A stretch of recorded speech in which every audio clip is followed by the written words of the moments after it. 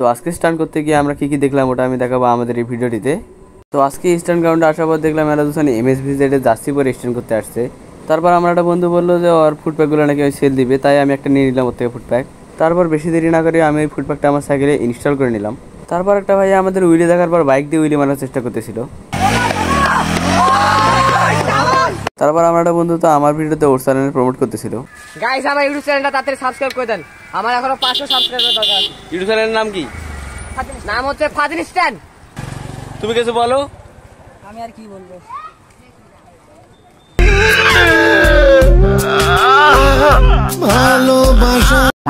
তো গাইস আমরা তখন সবাই মিলে এখানে আইসক্রিম খাচ্ছিলাম, তখন আমার একটা বন্ধু এখানে কি করে আপনারা দেখেন।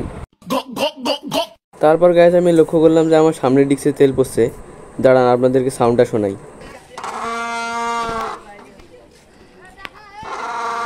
তারপর দেখলাম আমার একটা বন্ধু আজকে সাইকেলে SLX ব্রেক লাগাইছে।